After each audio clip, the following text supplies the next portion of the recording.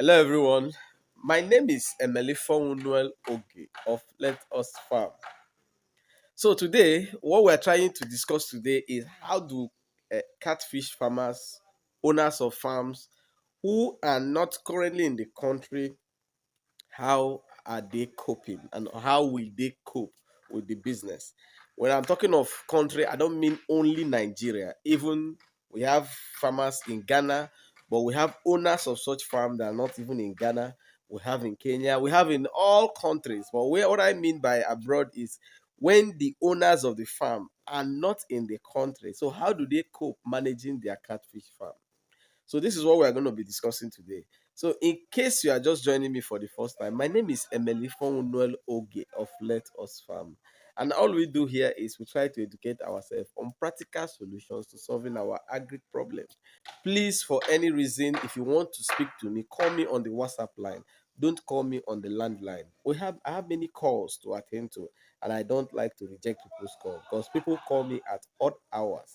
And I have other things I do. So please give me a call or send these things and I will pick it up from there. Remember, we are not forming any WhatsApp group. Whatever we do, we'll bring it here. So let us look at this topic. It's a very, very important and interesting topic. I'll be right back. Oh, City, your chest to beat it. Look at baby me. Well, I saw them in go. She said she like it, boy. She no go fit. This is fish. Yeah, just like I said from the beginning, this topic is mainly for catfish farmers that are not residing where their farm is. So it could be interstate owners, it could be international owners. Because one thing is that most farmers that are not in the country, they watch on YouTube, they watch on Facebook, they read up articles and a lot of things about the business. And so over time, they get interested in the business. And when they get interested in the business, they hand over the business to someone who they trust. But this is where the problem is. Most people that hand over businesses to people keep complaining. Now, I have received a lot of complaints about mismanagement, about not getting things right, about money spent. So, in some of these cases, I decided to do some little interrogations. And I will not deceive you, all the cases are not correct. Yes, I'm not taking sides because I don't know anybody involved personally. But in a thorough investigations, I discover some of those things are not correct. Now, let me tell you why they are not correct. It's unfortunate that some of us fish farmers who talk about catfish farming, especially people that have things to sell, to market to people, what they don't tell you is that they don't give you the reality of situation on ground. Now, because they want to sell a product, sometimes they want to sell tarpaulin ponds. Sometimes they want to sell their juvenile. Sometimes it is chemicals they want to sell to you. Sometimes they want to sell what they call boosters. Sometimes they have a lot of things they want to sell. Now, when you approach them, they give you a wrong impression that, oh, if you invest 50,000, if you invest $20, you come out with $1,000, come out with 1 million naira. Now, with that idea, these people abroad, they don't want to listen to any other thing. They already have it in mind that I was told that this is what we're going to make. Now, they now invest this money in this business and then keep asking the person in Nigeria, oh yeah, what is the return? Or in another country or in another state, hey, what is the return? What is the return? What is the return? What is the return? Now, when you are doing it, sometimes you are indirectly pushing these people, managing your business to another level because they will now see that, okay, this man, he believes that this is what we are going to get in this business and he doesn't know how to get this thing in the business. He will now start making more money off you even before you make money. Now, it's a 50-50 thing. Even those people that are managing your business, they have their own problem because sometimes some of them are extremely greedy. How do you manage these things? First of all, You have to be realistic. Like when some people chat me up, they ask me, why I'm saying this is that so many of us, we don't want to keep an open mind. When some people chat me up, they show me their fishes and they ask me what could be the solution. I tell them that they overstocked. They start arguing. You have a problem. I'm telling you the solution. You are arguing.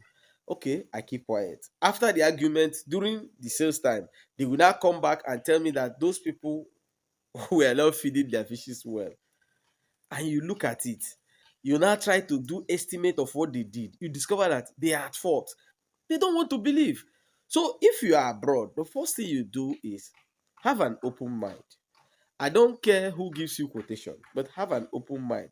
What I mean by open mind, believe that this business may either go your way or may not.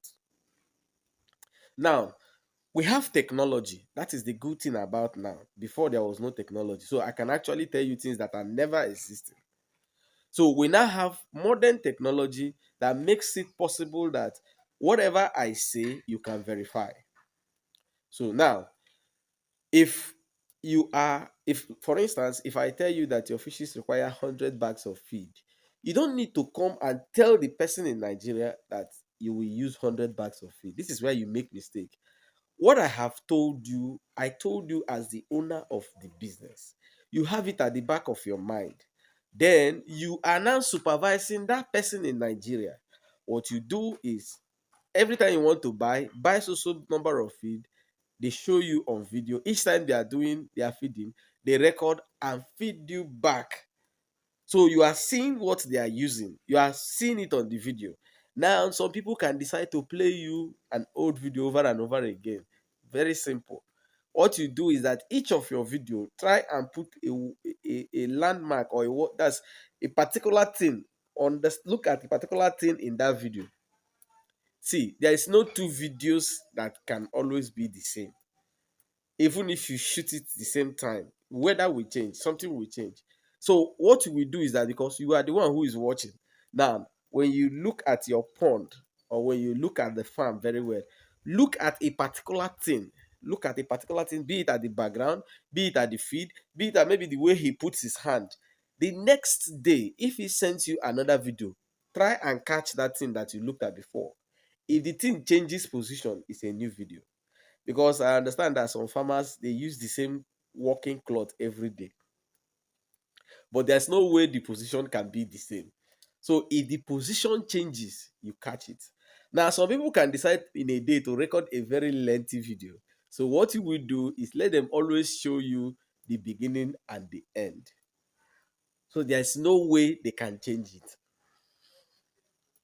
So with this, you are at least you don't need to tell them what you are doing this thing for. No, yeah, just you just give me the video of this, so you know what you are looking for. So once you catch what you are looking for in the video, you now keep that down. That will tell you whether these people are actually using what they say they are using on your feed or not.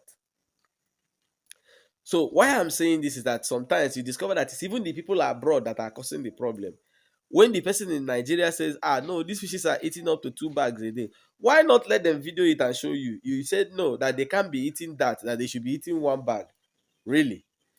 But I gave you a calculation. So if you are working with the calculation I gave you, the calculation is to keep you abreast at what will happen. So if I say it's supposed to be 100 bags, you are now watching and the person is now quoting 300 bags, 200 bags, you know that there is something is going on wrong. But not that you will now start rationing everything to suit you. And when it doesn't suit you, you have issues. So if you are abroad, what you do is you have an open mind.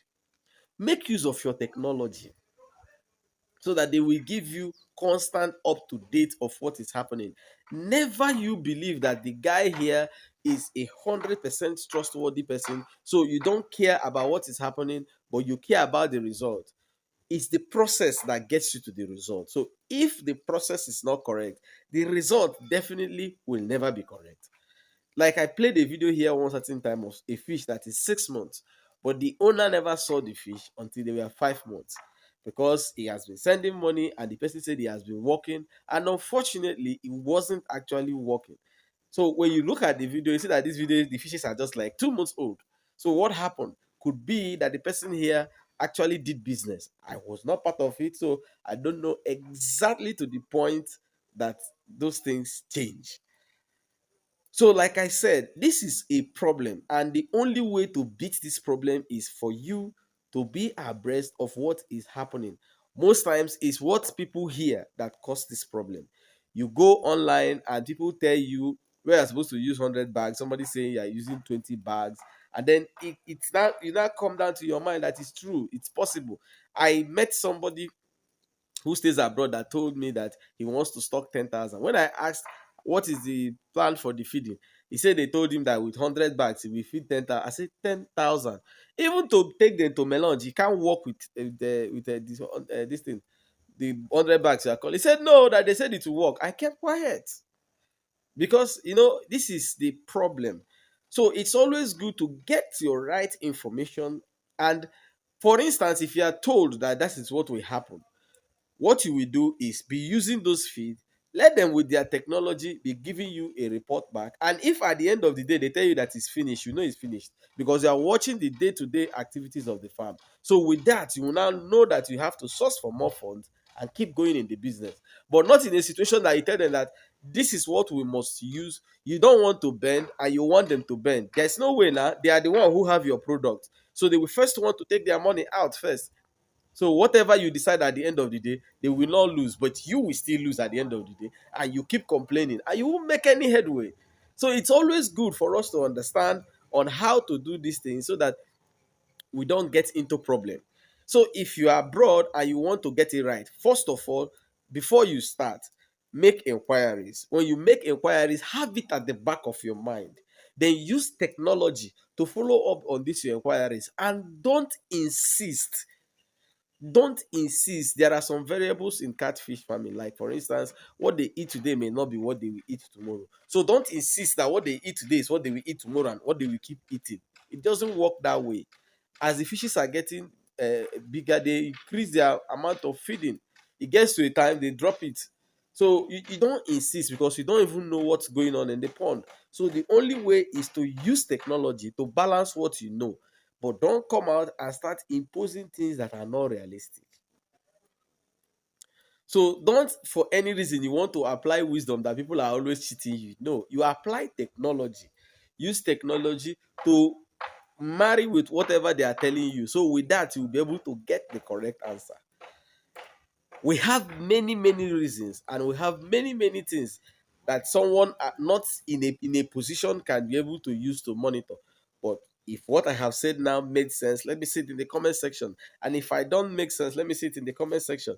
Do you want me to go further? Let me see it in the comment section. And do you want me to bring more updates for you on any other topic that you need? Also, let me see that in the comment section.